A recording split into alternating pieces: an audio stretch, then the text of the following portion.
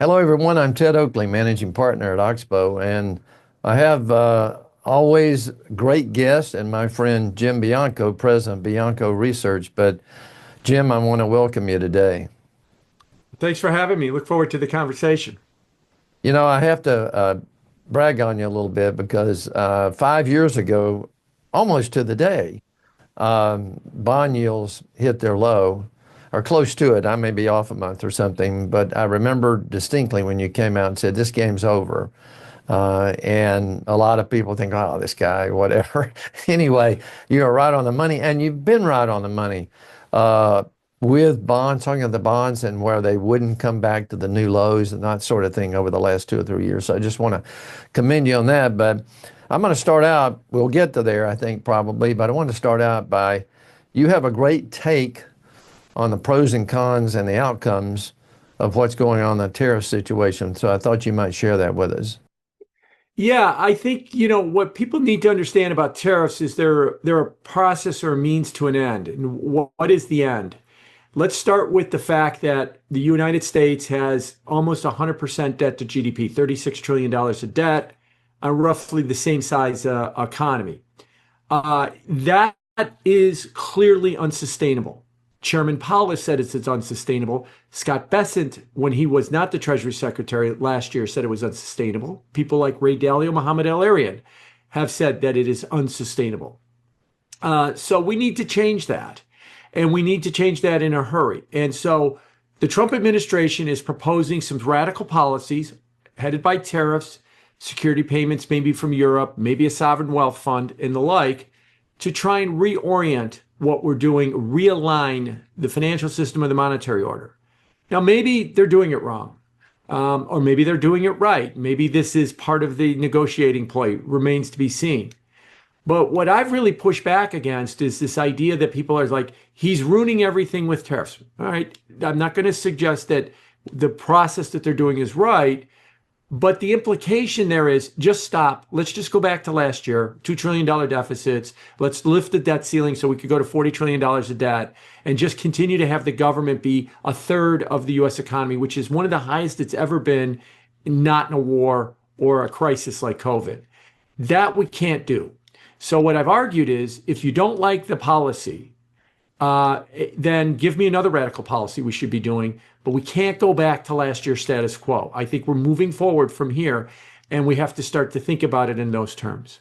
In other words, what you're saying, if I hear you right, is we have to do something. And if you go back, it's disaster. Yeah, I think it would be. I actually have argued that if you wind up going back, if Trump were to wake up today and say, you know what, I changed my mind, we're off with tariffs, don't worry, Europe, we got your back on security, we'll spend whatever we need to do to take care of that problem. And all the way down the line, I actually think the bond market might take it worse because the bond market would say, that means we're going to have a 10-year auction every other day in order to meet the tremendous financing need that we would have coming forward and swamp the market with so much debt. Remember, in the bond market, there's an old saying, there are no bad bonds, there's only bad prices. If we need to issue and issue and issue more and more supply, it will get issued and people will buy it. We'll just take the prices down and take the yields up enough that will suck money out of everything else to get the bond market funded. And that's what we absolutely do not want to have happen. And so that's why I think that if we went back to the status quo, it might not be the fix that everybody thinks it is. So, and the other thing I should mention too is there are real issues. The current trading system with the tariffs that we have and everything was set up after World War II, when we were the only industrial power left. Everybody was destroyed after the war. On average, we pay 4 times the tariff, or Europe charges 4 times the tariffs that we charge on products coming into our country. Well, up until the time that the Berlin Wall fell and the Soviet Union ceases to exist, that was an arrangement, if you want to call it, be blunt, a bribe to get everybody to side with us, not side with the Soviet Union. And that was 35 years ago that the wall fell. The world has changed now. That system needs to change. And so I don't think there's a lot of controversy in the idea that we need to change that system. The controversy is, are we doing it the right way? Well, and I think if I remember correctly in your writing, you have two reasons for doing it. One of them is not so great, and one of them may be okay. But if am I did I understand you correctly? Yes. So the idea with tariffs, which is why I personally, until Liberation Day, wasn't that exercised about it, was there's two arguments you could use with tariffs. One is there a club or leverage in order to say, I need another country to do something. And hopefully the goal is to open up trade, make trade more accessible, and even out the playing field. And I'm going to use this club of tariffs in order to get you to that goal. No problem. No problem with that at all, because the end goal is something I think is what we all want. If the other side of the equation is I want to use it for revenue, and let's call a tariff what it is. It's a tax increase. It's a tax increase at the border, and it's a major tax increase. So if you want to use it as a major tax increase, then we run into all kind of problems. I think what happened on April 2nd, Liberation Day, is a lot of people thought like me. He was thinking tariffs were going to be leverage, were going to be a club in order to achieve a goal. But when he brought out that big list and started listing off the countries and the tariffs that they were going to start to pay, it sounded like we're about to get a massive unexpected tax increase that really threw everybody and changed our outlook of what he thought the purpose of tariffs were. And so, yes, tariffs can be a useful item depending on what your goal is. And to be honest with you, at this point, I thought his goal was leverage. Then it looked like his goal was going to be tax increases. Now we're back to that murky middle again. I'm not sure what the goal is right now. Yeah, and it's interesting, Jim. People buying this market the last couple of days act as though there's no tariffs, that nothing's happening. But if you go, I think you would agree, if you go back and look at the numbers, we have tremendous tariffs even now relative to what it would have been, before. When the market got excited that, Trump put a 90-day reprieve on tariffs back on April 9th, and even earlier in the week we're recording when he talked about backing off some of the auto tariffs and the market celebrated that. The thing that everybody forgot was he's not backing off on the tariffs on China. Now he's kind of made some noise in the last days before we talked that maybe possibly, but he's kind of contradicted himself. And if you don't back off of the tariffs on China, you've really not lowered the overall tariff rate in the United States. Tax Foundation has done this estimate that the tariff rate in the United States was 2.4%. So everybody understands what we're talking about. When a product comes in from overseas, we put a 2.4% tax on average, some more, some less, some none, some more. And we put a 2.4% tax on it in order to bring it in the United States. Bloomberg is now estimating that number is going to go from 2.4% to 22%, a 10x increase. And it would be the highest tariff rate that we've seen in over a century and the biggest one-year increase ever. And so that's really when people talk about they're celebrating that tariffs have been relieved. If you don't take them off of China, you're going to be stuck still with a 22% tariff rate. So let me ask you this, and I'll switch to inflation, and you've been really right on inflation. You said over the last few years that it would be a higher level. We would maintain a higher level, which we have. We never went back to that in most people's opinion. Do you still feel that way, that inflation will still come in at higher levels generally over the next 5 years? Yeah, I think that, the way I've liked to explain it to people is every time you have a financial crisis or recession, and we had both in 2020, remember the stock market did fall 35% in a month, you change the economy. Now, I like to be very clear, change is not dystopian, it's not worse. We didn't make the economy worse, we made it a little bit different. And if you wanted, the example that I always use is remote work. Prior to COVID, about 4 or 5% of the workforce was working remotely. Today, it's about 26 to 28% of the workforce is working remotely. That changes your lifestyle, that changes the things that you purchase, that changes your tastes and your preferences. That has put the economy a little bit out of balance. The result of that has been higher levels of inflation, 3 to 4% higher levels of inflation. Not, as I like to quip, 8, 10, or Zimbabwe levels of inflation. We're not going to get anything like that. The normal, basis run rate. Now, why is the difference between 2% and 3 to 3.5 matter? because interest rates matter. What a 3% inflation rate would suggest, all things being equal, is that the federal funds neutral rate, where the Fed would stop raising rates, is somewhere around 4 to 4.5, which is exactly where we are now. And the neutral rate for the 10-year yield might start with a number 5, not the number 4. We're currently, as we're talking, 10-year yields are around 4.3%. They might go to 5. Now, as I try to argue, because of the higher inflation rates, those are the neutral or the fair value for interest rates. What I've noticed that a lot of times when I go around talking to people and say, yeah, I think that the 10-year yield could go to 5, there's a gasp. Oh my God, what's that going to do to the economy? What's it going to do to housing? Well, if it's fair value, it's not going to do a lot, if anything. If you're gasping because you think that the fair value of interest rates is far lower, like they should be 3 as opposed to 4, then you're suggesting you're overvalued. Well, the way you get to 3 is you have to make the case that inflation has returned to a pre-COVID level of under 2, which it has not. It has not shown any signs of doing that. It is still in the high 2s to low 3s, depending on the measure, and it seems to have bottomed in the last year or so. And the last thing I'll mention about tariffs, which is what's got the Federal Reserve on hold right now, is everybody's worried that we're going to see a massive spike in prices, or we're going to see empty shelves because the supply chain, especially from China, is going to get disrupted, and we're going to have another bout of inflation, tariff-driven inflation, like we saw the bout of supply chain-driven inflation in 2022.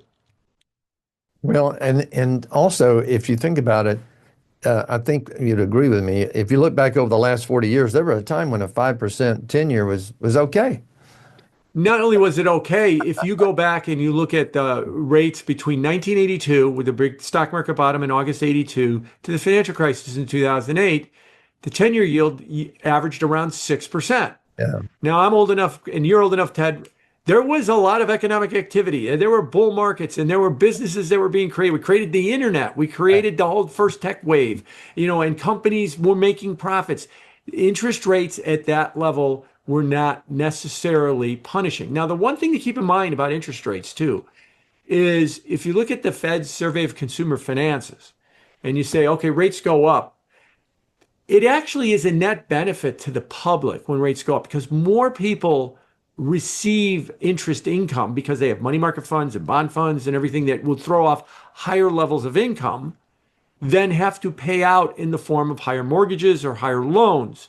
And so it's a net positive when rates go up. Now, that is at the top line. When you drill down on that, it's the very wealthy that tend to own a lot of assets like bonds and money market funds and other kind of investments that are tied to fixed income that make that extra income when interest rates go up. And it tends to be the more marginalized and the companies that are not able to self-fund, that have to borrow, and they have to pay the higher rates. So it's unequal in the distribution after you get to the top line, below the top line. But at the top line, it's not a net negative for the economy if interest rates go up. When it becomes a net negative is if you make the case, I make the case that the fair value is around 5. Maybe I'm wrong on that. Maybe it is 3, but let me go with 5 for a second.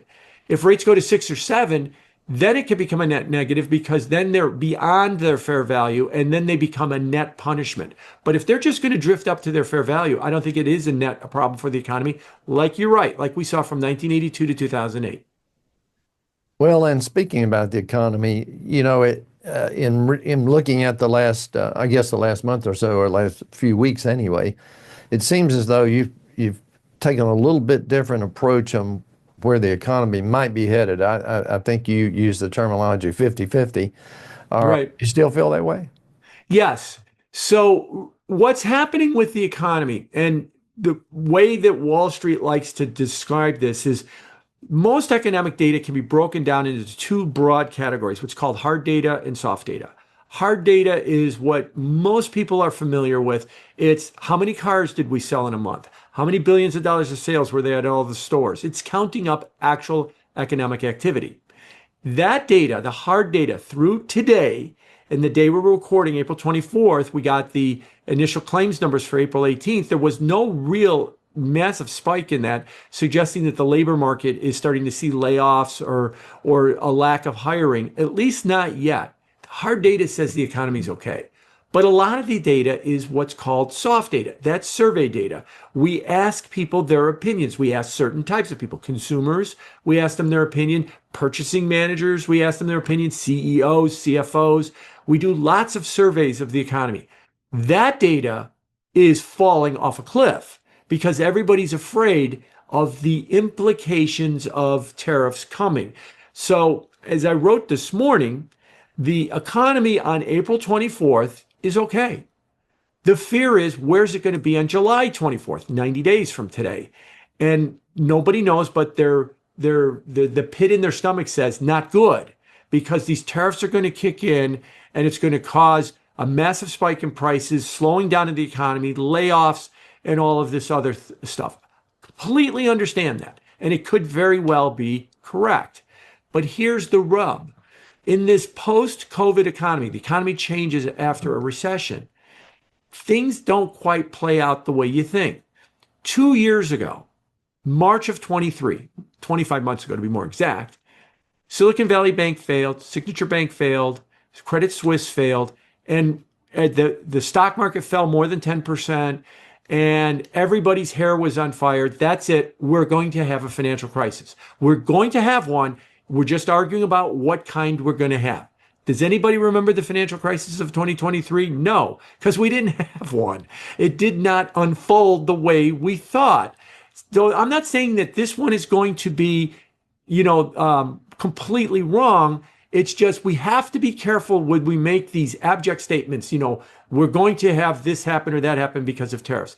The way I've used the metaphor is the hard data is I'm driving on the car, and we're on the car, and we're driving down the highway, and you keep telling me the soft data, there's a wall, we're going to hit this wall, and we're all braced for impact. Somebody says, there's no wall out there yet. Well, don't worry, that wall is coming. Okay, I get that metaphor, and that wall is the impact of tariffs. But if I was to put a nuance on that metaphor, sticking with that metaphor, what angle are we going to hit that wall at? Are we going to hit it perpendicularly? That would be a disaster. Or are we going to just hit it at a very shallow angle and glance off of it? It will be painful, but we'll survive. That's really what we have to figure out in the next 90 days. What is that hit to tariffs? And what I'm trying to argue to everybody is we have this expectation that it's going to be that perpendicular hit. People are going to lose their jobs, prices are going to spike, and yes, it could be that, but maybe it's not going to be that, it's going to be something a little bit different. That's why I've put the probabilities of a recession at 50-50, because I don't know what the impact is going to be of us hitting that wall. But in 90 days, I suspect I'm either going to be at 90% chance of recession or back at 15 or 20% chance of a recession, because we'll have a better understanding of what's going on. Speaking about data, Jim, over the last 3 weeks, I've talked to a lot of private businesses, big businesses and mom and pop businesses, every time I get a chance. And sort of the overriding theme with those people is we're just frozen right now. We're not doing anything. We're not doing capital expenditures. We're not hiring. We may have laid off a couple, and we're just stuck. We're frozen. And that has to show up in the economy, I think, eventually. It will. It will show up in the economy. But the thing about them being frozen is it's analogous to, I know you're down in Texas, but it's analogous to in the north, when you have a snowstorm in January. Everything stops because there's a lot of snow on the ground, but then it restarts very fast. So the good news about everybody's frozen, they don't know what to do. I get it. And it will show up in the data. And that's like when I'm talking about the angle of the wall. How does it impact the economy? But if the perception comes, oh, this isn't going to be as disastrous as we think, we could restart like that. Just like we restart after the streets are plowed with a snowstorm in the north.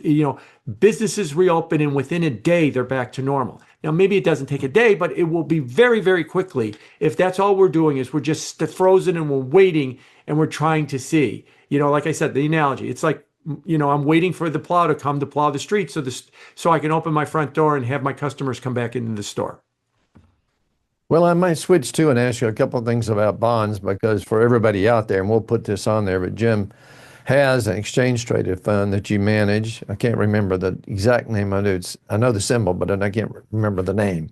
Yeah. But what you So might tell everybody. yes, it's the Wisdom Tree Bianco Fund. Its symbol is Wisdom Tree is my partner in this endeavor, and its symbol is WTBN is what it is. It's a total return fixed income fund. So it's meant for people that are looking for alternatives in the fixed income market. How do I invest in the bond market? This is an alternative that we're offering with our ETF. And I'm not for compliance purposes and not asking you what you think about the fund exactly, even though I know you're positive on it. But I would ask you this: do you think the average investor can ever own longer term bonds again? I think they can. That longer term bonds can offer that, a very good opportunity. Now, to be very honest with you, because of my inflation call, I am very cautious on long term bonds right now. But at some point, when there's a high enough yield, they will become a very attractive investment. And then if the inflation rate were to subside, look, I think we've got elevated inflation, but I would also tell you, I think it started in 2021, and I think it'll be over with by 2030. So to put it in a baseball metaphor, we're in the fourth or fifth inning of this inflation thing. So we're halfway through it right now. And then I think that long-term bonds will become a very good investment because the beautiful thing about long-term bonds is if you could pick up a 10-year yield or something like that, a 30-year yield, I would more suggest if you were a speculator, but if you're an investor, more like a 10-year yield at a 5.5% yield. And then the inflation rate were to subside over the next couple of years and yields were to fall to 3%, you could wind up with an 8 or 10% return on that kind of investment. Now, we're not there yet, but I could see in the next year or two that we can be at that type of environment. And so they can offer those types of opportunities for investors. Well, Jim, I might ask you a couple of things on the stocks because I know you've had a theory, and most people, maybe they're watching, don't know this, but you've had a theory about the 456 theory of if somebody's looking at total investments. And you might talk about that a little bit. It's very interesting to me.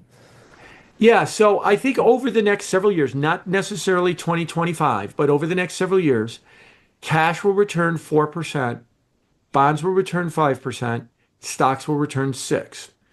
Cash return 4%. If the inflation rate is going to stay at 3, as I mentioned earlier, and that would put the Fed's neutral rate where they stop raising rates would be around 4, which is effectively where they are now. So that means that T-bills and money market funds should return you 4%. The average yield, Bloomberg has a measure called the Bloomberg Aggregate Index. It's what is the average yield of all treasuries, corporates, mortgages, agencies, investment grade bonds. It's 4.9% as of a couple of days ago. So let's round that to call it 5. So over the next couple of years, if you buy a broad basket of bonds, you will get a 5% return. Now, if it's 2023 and there's a rally in the bond market, you might get closer to an 8% or 9% return. If it's 2024 and there's a sell-off in the bond market and yields go up, you might get closer to a 2 or 3% return, but you'll average 5 over that period. So 4 for cash, 5 for bonds, 6 for stocks. Where's the 6 for stocks come from? If you look at the valuations in the stock market, they're very high. I like to look at the Shiller CAPE ratio. That's Bob Shiller, Yale University. His cyclically adjusted PE ratio is 37. 37, he's got data on this going back 150 years. It's the third highest it's ever been, other than 2021 and 1999. Now, it's higher than 1929, but don't be afraid that that means we're going to have a stock market crash. We don't have to necessarily have a stock market crash. What it suggests, though, is that over the next decade, in order to bring valuations back into line, now look, we might have a bad year in there, we might have a very good year in there, but over the next decade, you should expect the the stock market to yield or return you maybe 1 to 2% more than the bond market. So if the bond market's at 5, stocks are somewhere at around 6, maybe 7. So let me restate what I just said. In this environment, cash can give you 2/3 of what the stock market index level is going to give you, but a $1 NAV every day if you're in a money market fund. So no price risk. Bonds will return you a little bit more, maybe 75% of what the stock market is going to return you with a little bit more risk. Stocks might give you a little bit more, but you're going to have to take a little bit of a thrill ride like we're seeing this year with them in order to get that. Now, the last thing I'll mention about that 6% is if you're thinking about better returns than that, that opportunity is going to open. In 2023, the S&P returned 22%. 2024, it returned 25%. And I've used the sailing metaphor. I'm not a sailor, so forgive me for all the sailors if I get it wrong. But if you put me in a boat with a 25 knot wind, 25% return, all I got to do is pull the sail up in the air and my boat's going forward. I don't need to be particularly nuanced in what I'm doing. But if you tell me that that wind is going to go down to 6 knots, a 6% return, just getting my sail up in the air is not going to be enough. I'm going to have to be nuanced. I'm going to have to learn how to tack and trim and do all those things that professional sailors do to get the boat to move forward. In 2024, I had a number of equity managers that would talk to me about the virtues of small cap or value or growth or financials or healthcare. And the broad market opinion was, who cares? The stock market's going up 25%. Just own the broad index. Well, if it's going to go up 6%, now those conversations, value, growth, Europe, US, big, small, energy, financials, on and on and on, become important. And there will be themes and ideas within that that you can do a lot better so that we could start thinking in those terms and not just thinking about stock market up or stock market down because of these big returns that we've seen over the last couple of years. And let me ask you a question on that. And I've never spoken to you about this, but if you look at that 4, 5, 6, and a lot of people today over 55 and a lot of people over 70 have a really high percentage of those assets in stocks. And you'd think if you were over 70 and you're within a point, let's say, between a bond portfolio and a stock portfolio, that you would think about reallocating that a bit. Wouldn't you think they would think that? I know they may not do that, but I mean, right. I'm just saying for people in that age group, and they're very, very high in stocks right now. And that I'm just curious what you think about that. Well, two things about that. I've always called a stock bear market time, not price, right? The stock market for the moment is peaked back on February 19th. So we're 2 months after the peak. Will the stock market make a new high? Someday it will. And the question is, how long will it take? Will it take 4 or 5 months like it did in 2020? Or will it take closer to 13 years like it did after 2000? And that's the real question. That's what I mean by a bear market is about time, not about price. Yeah, it'll make a new high. If you're 65 or 70 years old, your risk is that it takes another 13 years for it to make a new all-time high because you don't have that kind of life expectancy. If you're 35 years old, you might say, you know what? I wouldn't mind a 13-year chance to dollar cost average at lower prices because I'm going to make a lot of money over the next 13 years with more and more paychecks and just keep plowing more and more in at these prices. So keep in mind that, in bond market parlance, it's your duration. How much time do you have left? And that's the risk you have to take with the stock market. So let me give you an example of what I'm talking about. I was listening to a podcast like a week after Liberation Day when the stock market really tanked and fell almost 20%. And there was a woman on the podcast. She said she was 72 years old. She said that she was within a month of her mandatory withdrawal out of her 401k and IRA, and that she was all loaded up in Mag 7 stocks, and she saw a third of her net worth disappear in a month. Now, if you're a month away from your withdrawal, you should be in treasury bills. You've already made your money. Your biggest concern at that point is going to be not lose it. You can't magically fix that problem in the last month. So you've got to kind of think about, if you're 32 years old, that's perfectly acceptable, or 42. But when you start getting closer to those withdrawal dates, you got to start thinking about, you've already done what you're going to do. You just don't want to, you don't want to lose it at that point. And so that's why it's very important to keep in mind, bear market is, I think, time, not necessarily price. Now, yeah, it'll go down. It might go down more. But the real question everybody wants to know is, when's it going to make a new all-time high? And, if it's 13 years, that means one thing for the 70-year-old. If it's 5 months, that means another thing for the 70-year-old. Well, I know. And then, the average bear market's 9 months, but that distribution is wide. Sometimes, Right. like you say, 13 years, and sometimes it's 5 or 6 weeks. But on that same note, you had some really good graphs over the past this year on the retail investor. And basically, I think what you're putting in those, the retail investor is still in it. Not only is the retail investor still in it, but the retail investor has become more dominant and the retail investor has changed a lot. So what we saw the retail investor do in April when the market took its dive was they bought and they bought and they bought because they've been trained for decades to buy the dip. In fact, it's a term on Wall Street, buy the dip. And that's what everybody does because it's always worked out in the past. And so we've seen them do that. Now, that didn't, that again, is that a bad strategy? If you're 32 or 42, it might not be. If you just keep at it, if you're 72 and this takes a long time, that could be a different story. The second thing that we've seen is that the retail investor has changed quite a bit in the last 5 years. So when we think retail investor, we think kind of set it and forget it, put your money into a professional manager, a wealth fund manager, an ETF, a mutual fund, and just sit there with it over the long term. That's typically the over 50 crowd is who's doing that. But there's a newer crowd of younger investors that are buying zero DTE options, which are options that there's every day there's options on stocks in the stock market that expire at the close that day. 0 for 0 days to expiration options. Crypto, meme stocks, and they've turned the stock market into a bit of a gambling casino is what they're doing. They've become a fairly potent force in the market. Now, I'm not a biggest fan of that because I think that, like I said, it's more gambling than it is investing.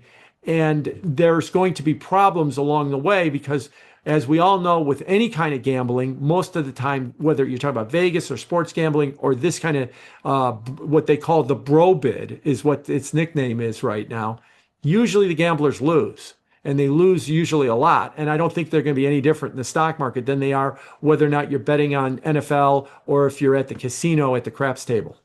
And they're still buying, if you look at those big 7 stocks, they're still buying the triple leverage, the double leverage. I mean, a lot of volume too, 300 million shares, that kind of stuff.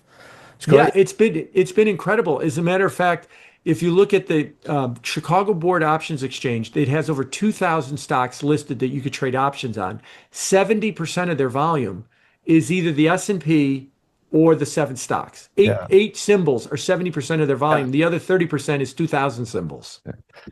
So let me wrap up by asking you this one last question, and that is, if you had a whole group of investors out here, Jim, what would be your parting advice to them, just in general, probably how they should be reacting right now? Understand, let me go back to the beginning. Understand that we were at an unsustainable period, that we had too much debt, too much government, too big of deficits. That had to change. We can't go back to that. We are in a period now of a realignment. Now, if we do it right, it will be fine. It'll be bumpy along the way and it'll turn out to be fine. If we do it wrong, it could be kind of messy. I'm going to be optimistic for the following reason. Most of the time when a country or a company gets into that kind of unsustainable period, they kind of just go hope and pray until basically the market blows up on them. The famous line from Ernest Hemingway's book, How Does One Go Bankrupt Slowly Then Suddenly? And they just, the suddenly phase comes on it and forces it on them. We're doing this voluntarily, and I think that's good because we're setting the terms of how we can do this realignment. Now, maybe the first cut at this is a little bit too chaotic and it might not be proper with what we're doing with tariffs. Don't worry, we can change it. It's not being forced on us that whether you like it or not, this is the way it's going to be. So sit down and eat your green beans, even though you hate them, because it's time's up. So I'm optimistic that we'll get this right over time. It'll be a bit bumpy, but what I would say to people is look at the debt, look at the deficit, look at the size of government and everything else. We could not continue doing what we were doing. And so this change was inevitable. Well, I want to thank you, and it's going. We're going to have everything up there about your research and your site and Twitter and everything that you do. And I would encourage people to look at your research. I don't know where you get all the graphs, but they're really good, and they're all. Thank you. And I think you do one of the best jobs on Wall Street, and I want to thank you. But Jim, thank you for being with us, and hopefully we'll see you again next year. Thank you very much. Enjoyed the conversation. All right, thanks. Hello, everyone. I just want to say, if you like this video and you want to see more of this type of information, because we really try to get the information that you don't see from anybody else, then be sure and click on subscribe, and you'll see more of what we do here at Oxbow.